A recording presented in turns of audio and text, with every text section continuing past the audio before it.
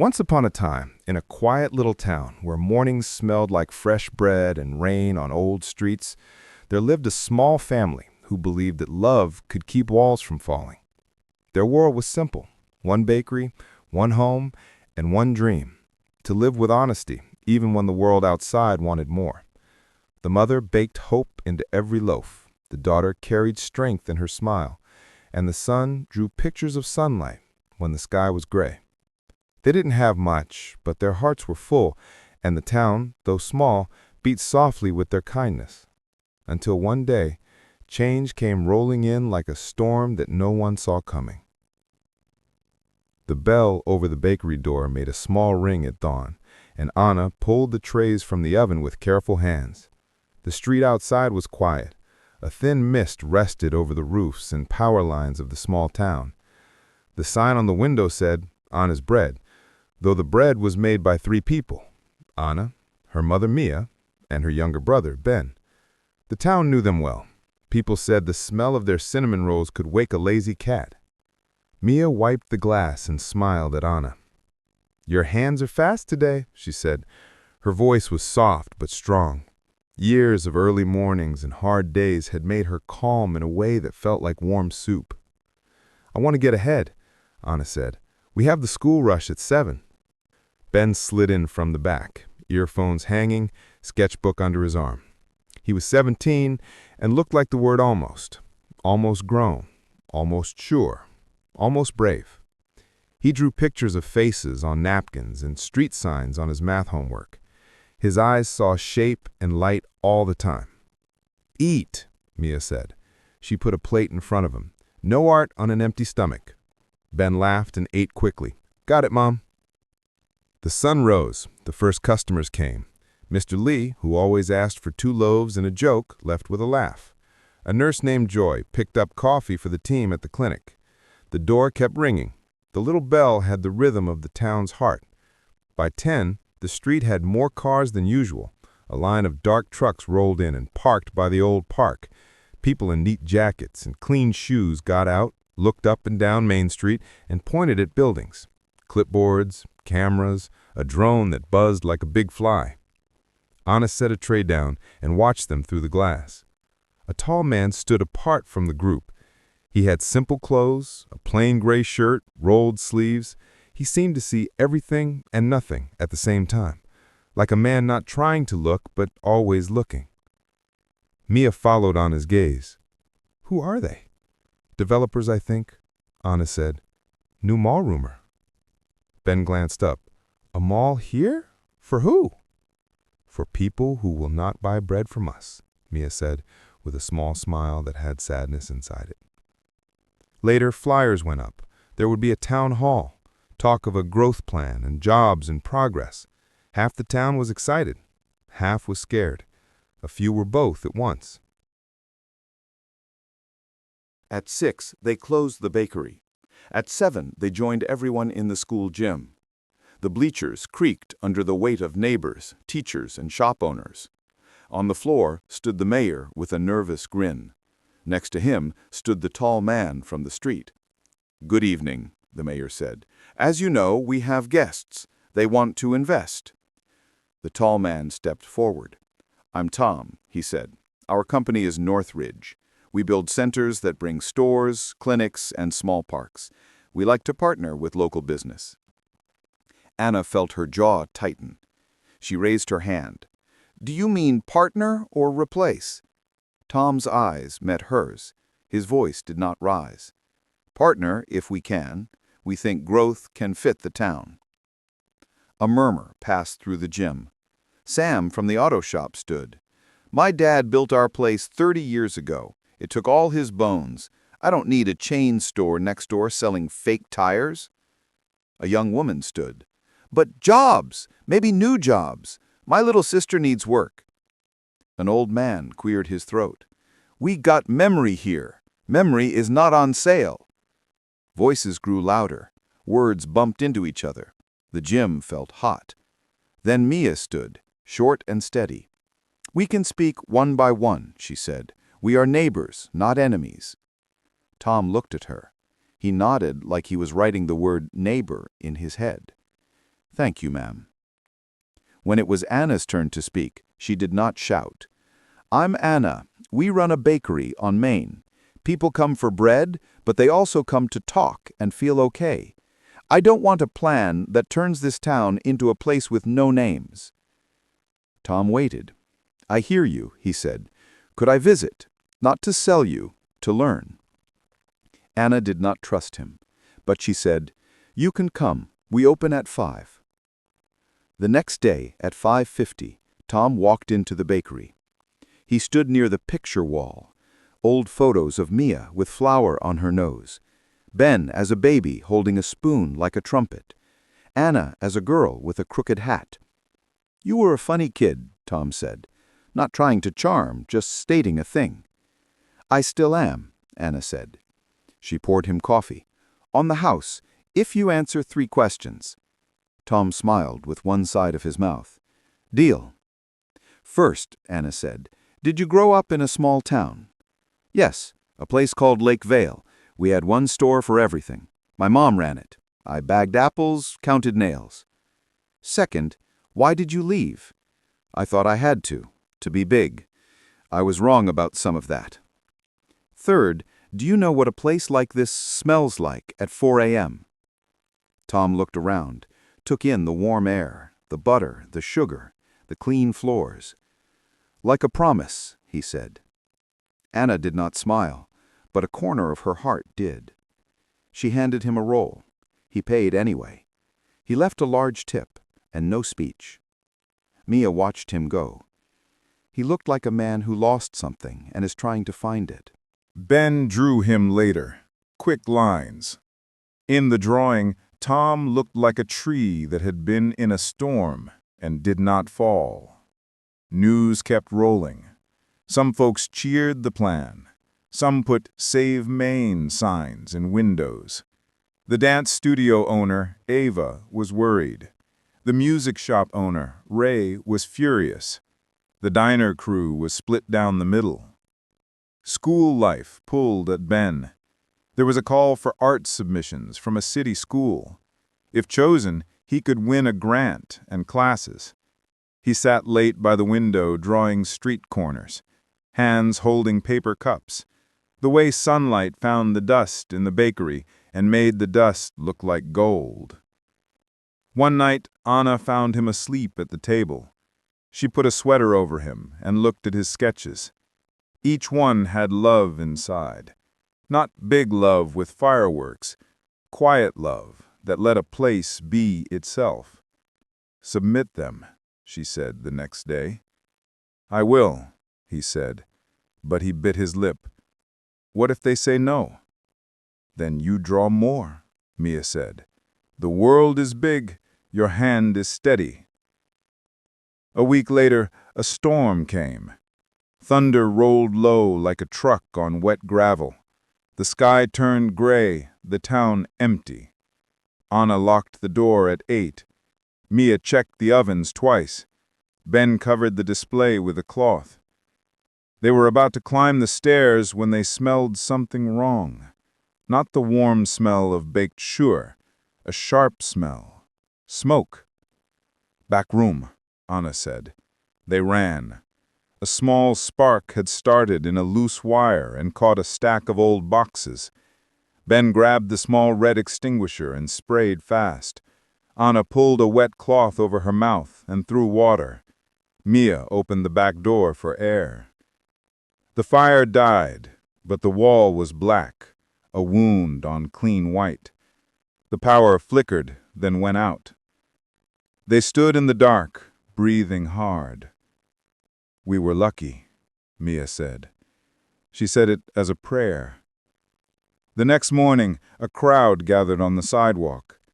People asked if they were okay, brought fans, brought brooms. Sam from the auto shop rewired the loose line. Ava and Ray washed walls with strong soap. Joy, the nurse, made a big pot of coffee next door and sent cups. The town came, not to buy, but to hold. At 10, Tom showed up with a box of paint and a long-handle roller. "I saw the smoke last night. Can I help?"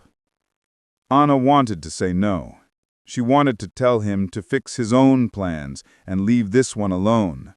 But she looked at the paint and the roller and at the faces of neighbors working with simple, busy grace. "Yes," she said, "you can help." They painted together, slow strokes turning black to soft cream. Tom did not talk about the mall. He asked about school art shows. He asked Mia for her jam recipe and got only a wink. He held the ladder steady when Anna climbed to reach the corner near the ceiling. He did not look up or make a joke. He just held the ladder with both hands, the way you hold something that matters. By the end of the day, the wall was clean. The bell over the door rang when they opened to the last late customers. People clapped. Mia cried a little. Ben took a photo of the new wall and the old oven. He posted it with a short line, "We are still here." At home, Anna could not sleep. She lay awake and thought of the town. She thought of Tom. She did not want to like him, but she liked that he painted well, that he did not speak too much, that he listened with his head tilted, as if trying to hear the small thing under the loud thing. The next week, the plan went public. A glossy booklet, nice pictures, clean parks, fountains that looked like silence. There were words like activation and multi-use and community node. There was also a map. The map put a big new grocery where Ava's dance studio stood. It put a glass store where Ray's music shop was. It made Main Street look like a memory. Anna held the booklet and felt heat rush to her face. She took it to the meeting at City Hall and placed it on the table in front of Tom. "You said partner," she said. Her voice was even. "This does not look like partner." Tom looked at the map for a long breath. He did not argue. "I told them to draw options. This is one of their options, not mine." "It is the one they printed," Anna said. Tom closed the booklet slowly. "Give me time." "Time to do what?" "To make a better one." "We don't live on a maybe." "I know." He left with the booklet under his arm. He walked down the hall like a man who had been handed a stone and told to make it sing. The next days were hard. A letter came for Ben. He had been chosen as a finalist for the art grant. He had to present in person 2 weeks from now in the city. Ben was thrilled and sick with nerves at the same time. "We'll go with you," Anna said. "You can't," Ben said. "That's the county fair weekend. We need the stall." "We'll close one day," Mia said. "We will not miss this." "No," Ben said. He shook his head. "I have to do this alone. If I'm going to be an artist, I have to walk into that room with only my work." Anna wanted to say no, but she saw in his face the same look he had when he held a pencil just before a clean line. It was a look that said, "Let me try." "Okay," she said. "But you call, every hour."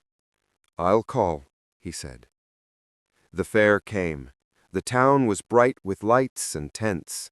Anna and Mia set up their stall near the blue stage. The air smelled like corn, smoke, sugar, rain, dust, life.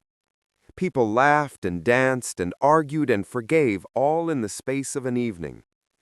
Ben took the early bus to the city the morning after the fair. He wore a clean shirt. He carried his folder like gold. Anna hugged him hard.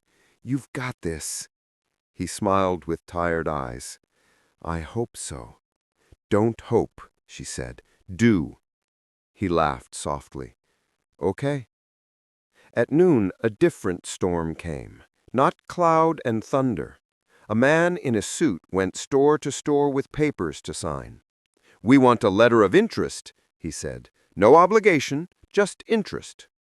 Ray said no. Eva said no. Some others said yes. They said they could not say no to a chance when times were thin. The suit smiled. Smart move." Tom was not with the suit.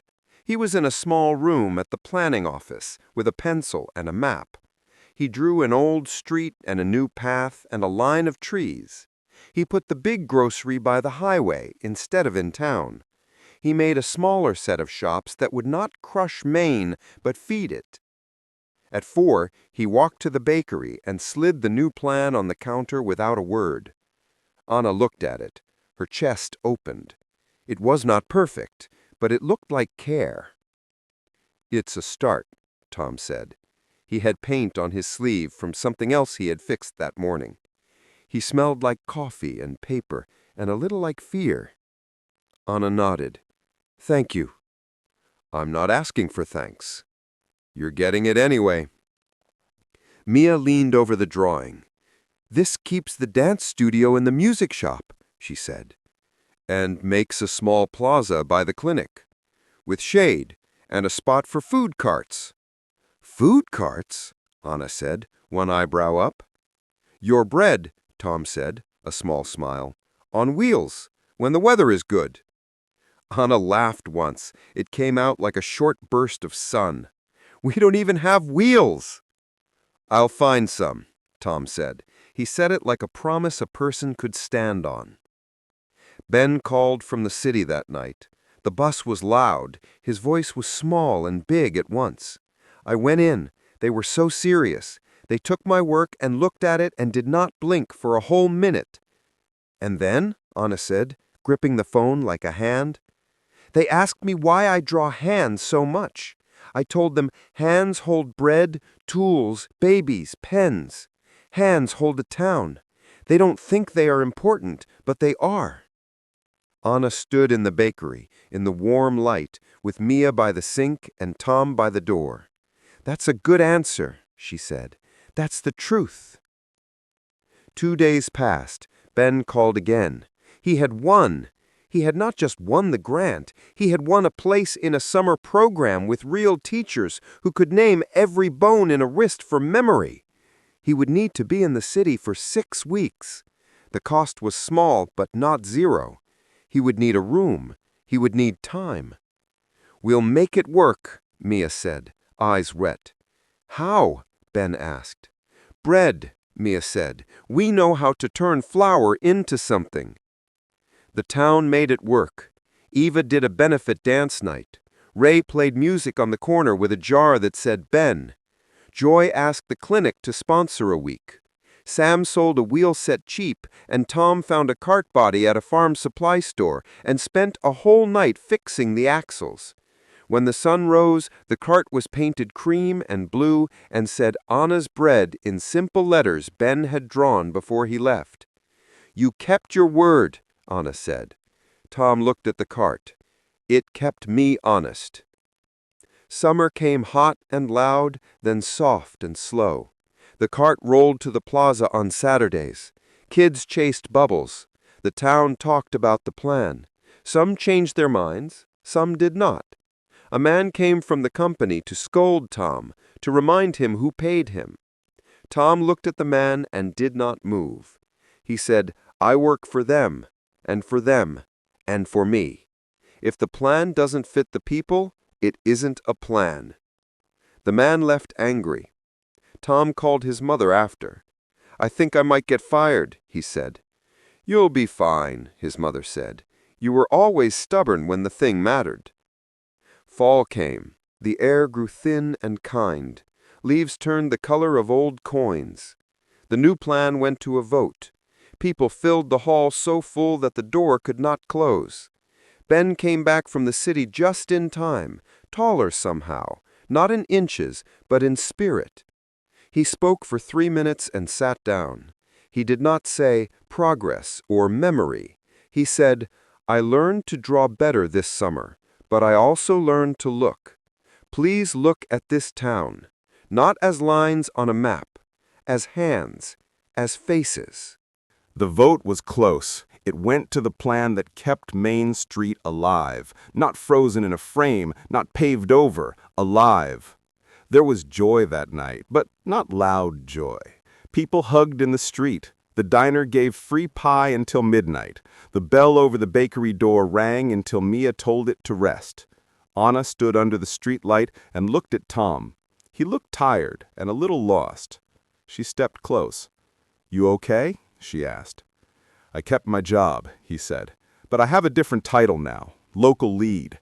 They think I'm a pain. I think that might be good." "It is," she said.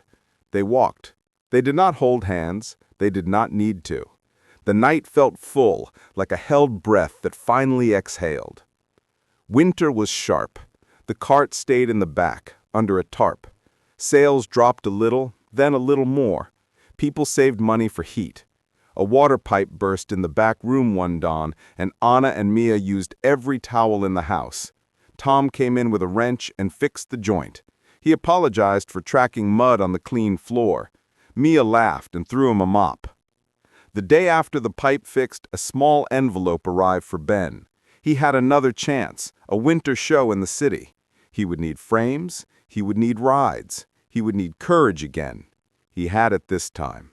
The town had given it to him in pieces, and he had built it into a bridge. On show night, the city smelled like snow and smoke. The gallery had white walls and quiet people. Ben's work hung simple and sure. Bread hands, tool hands, hands tied, hands free, hands open. Anna stood with Mia and Tom, not speaking, just looking. Ray and Eva came too, with scarves and big smiles. A woman in black asked to buy a piece. Ben wrote his name on a small line and tried not to shake.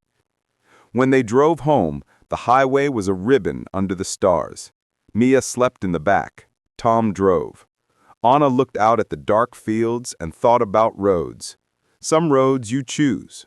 Some roads choose you. The trick is to keep driving and keep your eyes warm. Winter returned, and with it small worries, small wins. The clinic grew a second room. The plans started to rise near the highway with sound and dust. The town was still itself. Kids drew chalk suns on the sidewalk. A dog slept under the bench that had been there since before Anna was born. One afternoon, a stranger came in, a thin man with tired eyes. He stood at the counter a long time without speaking. Mia poured him tea without asking what he wanted.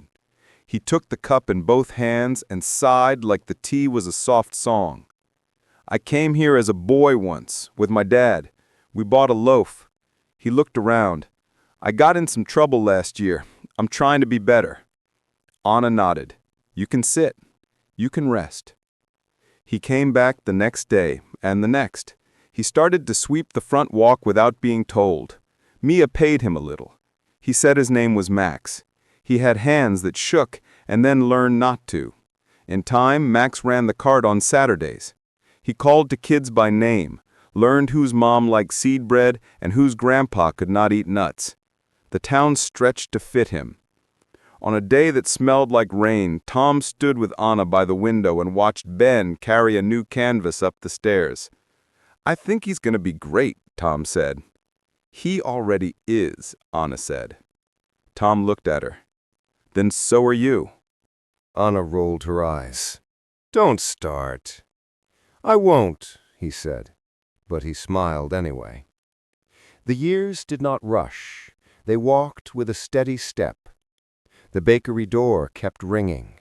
The cart kept rolling. The plan by the highway opened in pieces. A clinic with a clean waiting room. A grocery with good prices. A small park with new trees that would be big trees one day. A few chains came, but not the kind that choke. A few local shops moved into bright spaces they could afford because the plan said they must. Anna and Tom argued sometimes, not about bread, but about tiny lines on new drawings that meant big things in the world.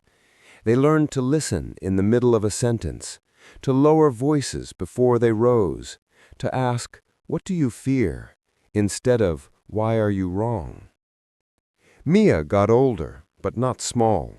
She moved slower, but when she laughed, the room still bent toward her like flowers toward sun.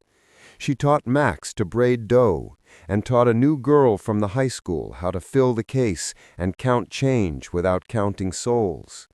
She said to each of them, "This is not just a store, it is a table. Keep it clean."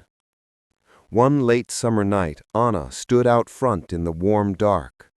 The street light flickered and then glowed steady. She thought of the first town hall, the fire, the paint, the plan. She thought of hands. She heard a step and felt Tom beside her. He said nothing for a long time. Then he whispered, "Do you ever think about what would have happened if I had not walked into your shop that morning?" Anna tilted her head. "Yes," she said. "I think the bread would still rise, but it would not taste like this." Tom laughed once, quiet and full. He reached for her hand, and she let him. Their fingers fit like they had practiced in another life. Ben's first big show came in a gallery that used to be a warehouse. People came from the city and the next town over. A writer asked him why he drew this town so much. Ben said, "Because it looks like a place, but it is a person." The writer blinked. "Who?" "All of us," Ben said. When the writer left, Anna hugged her brother and left flour on his shirt. He didn't brush it off. He said he liked the mark. The bakery had slow days and full days. On slow days, Anna wrote little notes and tucked them into bread bags. For the long week, for the test, for the rain. On full days, she moved like music, and Mia would sit on the stool with tea and tell a story from long ago. Sometimes Max told it better. Sometimes Eva danced in the doorway for 3 seconds and then left. Sometimes Ray played a 2-note tune and said the rest of the song was in his pocket for later. The town kept its promise to itself. It did not freeze into a picture. It did not melt into a mall. It learned a third way, a path between loss and fear. It learned to pass plates and pass plans, to share worry and share joy. It learned to vote with more than hands. On an evening that felt like the end of a chapter that had no title, the bell over the bakery door rang, and a small girl walked in with $1 in her fist. She placed the dollar on the counter and said, "Bread, please." Her hair was messy. Her eyes were clear. Anna gave her a small roll and wrapped it like a gift. "What's your name?" Anna asked. "Hope," the girl said. Anna blinked. She smiled. "Of course it is." The girl ran out, roll in hand, crumbs like stars behind her. Anna watched her go, then looked at the room. The lights were warm. The cases were half empty because the day had been good. The wall they had once painted after the fire was still soft cream. The cart was leaned up and back, waiting for Saturday sun. Mia hummed old words in a new tune. Max counted the till and said the numbers to himself in a whisper that sounded like thanks. Tom walked in, hair a mess from the wind, shirt sleeves rolled the same way they were the first day he came. He looked at Anna and the room and let out a breath that held years inside. "You're late," Anna said. "Traffic," he said. "There were geese." "Always the geese," Anna said. She handed him a roll. He took a bite and closed his eyes like it was more than flour and salt and heat. Maybe it was. Maybe it was a map. They turned off the open sign when the sky turned deep blue. They locked the door, but not their hearts. The town outside was the same and new. The night held all the sounds of a place that had chosen itself. Light hung in the windows like easy gold. A train passed far away and did not scare any birds. Anna washed the last cup and set it upside down to dry. She wiped the counter one more time, not because it was dirty, but because it felt good to finish the day with clean lines. She stood with Tom and Mia and Max and listened to nothing and everything. "Tomorrow," Mia said. "Tomorrow," they said. And morning would come again with dough that rose and the bell that rang and a street that remembered names. The hands that held the town would hold it still, not tight, not loose, just right, like bread before it goes into the oven, like a promise made and kept. At the end of their story, the lesson that grew quietly through every scene finally stood clear, like morning light after long rain. What the town learned. Maplewood found that progress was not about taller buildings or shinier glass. Real growth was the kind that kept neighbors talking, that made a place wider without erasing what it already held. The bakery taught them that a small door can open to a big heart. When everyone gave what they could, paint, song, dance, time, the town became stronger than any one plan could make it. What Anna learned. Anna understood that staying small was not the same as being stuck. She saw that a steady hand, a clean counter, and one act of fairness could build more future than 1,000 speeches. She learned that kindness is a kind of courage, and that love is quiet work, done again every morning. What Tom learned. Tom saw that success is not measured by the number of stores built, but by the number of people who still wave when you walk down the street. He learned that listening can move more earth than money ever will, and that when you stand with people instead of over them, the world stands with you. What Ben learned. Ben learned that art is not just for walls, it is for bridges, for healing, for remembering. He learned that every line drawn with care can hold a story of hands that worked, helped, held, and built. The message to carry forward.